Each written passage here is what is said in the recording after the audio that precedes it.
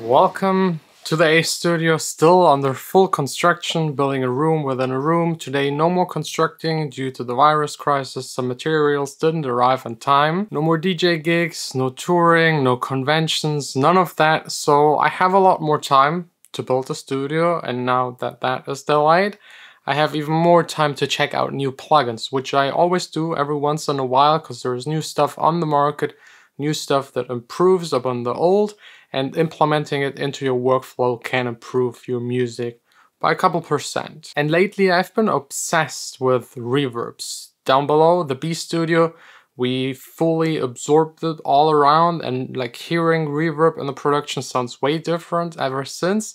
So I got more into reverb plugins because I can actually hear the difference. And there is one in particular that was pointed out to me, so let's head over to the B Studio and try and see how it changes reverbs and my productions.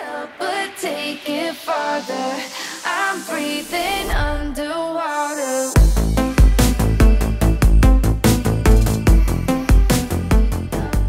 The plugin is called Perfect Room, and I first heard about it on this website, Produce Like a Pro, a blog post, and it was among the top reverbs, and I didn't know of it, so I of course checked it out. And what's interesting, it does things differently. It promises to do them differently. Every reverb is just like creating with algorithms, like short little echoes and putting them together to create kind of a reverb. This one does it differently. I can't really explain how, but it promises to sound more natural and to sound less harsh and have less resonating frequencies. So let's put it to the ultimate test and actually replace on one of my songs all of the reverbs that I've used for this new Perfect Room reverb, and hear the difference, hear how it sounds. But first, let's really quick check out like the features, functions, how it's actually working, and what it sounds like on some audio examples. It's a fairly straightforward, intuitive plugin. You get your input, output, mix. It's at 100% because I'm using it on a bus.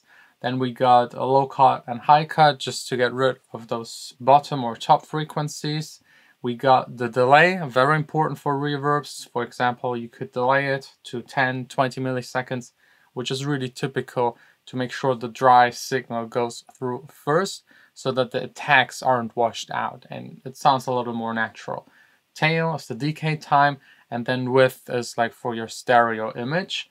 And there's some things that took me a little to find. For example, here at the top it says square. You can change it to natural. That's like how the decay decays in a natural way. Then triangle, where it decays the same rate over time. And square, really like interesting. It's really hard to do with other reverbs. I used to, for example, use something similar on my snares, so that the snare reverb cuts right before the next kick hits. I usually did that with a side chaining, so it ducks it whenever the kick hits. But you could use a square right here, and it has like a decay where it's just like all of a sudden stopping 100%. Which is a really nice effect. Let's try it out really quick. It's a nice effect, a nice possibility if you want your reverb to just stop all of a sudden. And then you got algorithms, bright, XL, bright, flat, dark, dark, XL. They have like different tones to them. Then you can flip it. Also very interesting, it reverses the reverb, which is usually something you have to do with like bouncing it to audio, then flipping it, so you can do it here directly. And what else? We got shimmer, you can set it up. We also have a detune, and then a ducker, which I love to being built in right into the plugin. But then of course the most important is the sound, so let's maybe add it to the main sound of the song, which is actually a plug. For example, here on this sound, the reverse one sounds very interesting, but let's just go through some presets so that you get an impression of the sound of it.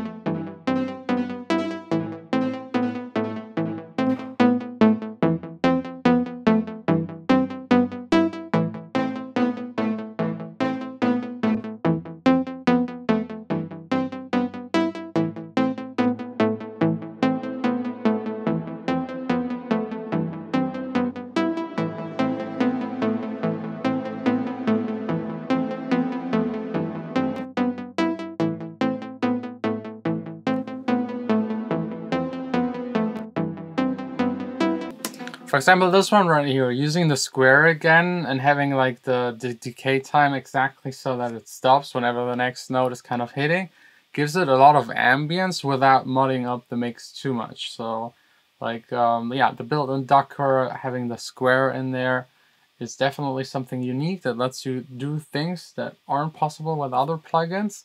And the sound, I mean, it's hard to describe these kind of sounds, and I'm always very careful with that because it's very subjective and everyone has like different preference and is mixing in a different room, listening with different speakers. I, yes, think it sounds quite natural, and it sounds definitely less harsh and resonating than a lot of other reverb plugins. At the end, it's fully up to you. Just maybe download the demo version. It's linked down below in the description, by the way. And just see for yourself, hear for yourself what it actually does, and see if it enhances your production. Next up, I would love to just replace every single reverb on the song and see how it actually behaves while mixing and while setting up every single reverb, and then maybe A and B compare the mix previously to the mix with using all reverbs from this plugin. I think that's like usually the ultimate test, to just use it and see what happens and hear what happens. I'm breathing underwater.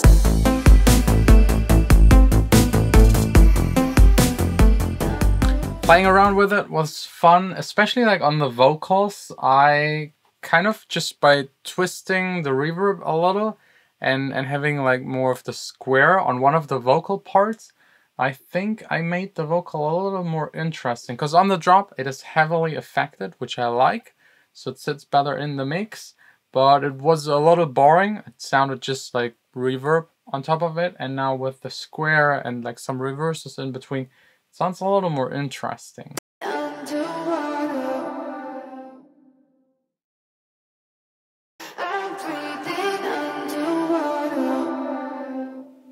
I love how the reverb is still there and almost like repeats the word and then just fades away. Gives it like a really fat reverb tail, which especially helps to transition to the next section of the song.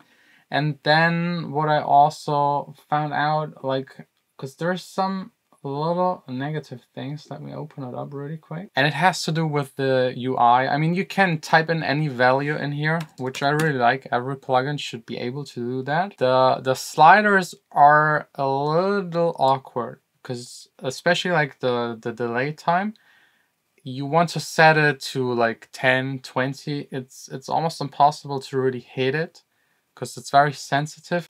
And as you can see, like 20, 30, it looks like nothing. Like the blue part is very tiny, and then it goes up to a lot, and you might be already able to see like my mouse movement. That's a little weird. I would love it to react more sensitive in the beginning, and like all of these go left to right in that little bow, but if I move my mouse the same way, it doesn't really do anything. It reacts to up and down. So that's a little counterintuitive. I would love it to react left, right, and not up, down, because it suggests a left, right movement. That's for all of them.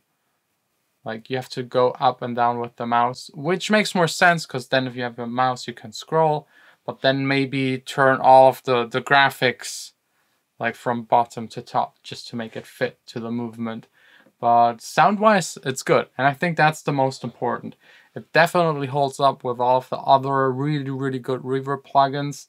It has less of that resonating, less of that metallic kind of character, which I like. It sounds natural, it sounds really good. But again, when we're talking about like nuances of sound, it's hard to describe, it's hard to talk about. I think you should just try it out and check it out for yourself. That's the best way when it comes to these like 1%, 5% improvements, decisions. But I think this could definitely be like the most used major reverb plugin for some people. I will definitely incorporate it a little more, give it an even longer test, keep you updated. But so far I'm happy with the result. And again, like the square option, the flip reverse option, The built-in ducker are definitely things I love and would love to see on every single reverb out there. But now let's do the A and B comparison, like the previous version and the one with all new setup reverbs.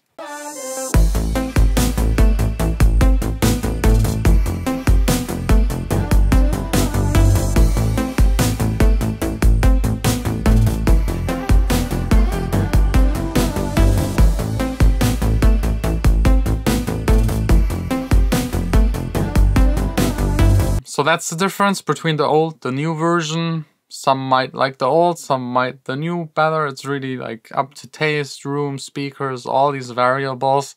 Just maybe try it out, give it a chance, see for yourself if it sounds good, if it fits your productions, your work style, your workflow. And yeah, that's pretty much it. I hope you enjoyed this video. If you're interested in more content, don't forget to like, subscribe. We'll see us tomorrow again and hopefully back to constructing. Just want to finish that studio and present it to you as fast as possible, but again, still waiting for some of those deliveries. Thanks all for watching. Sign out.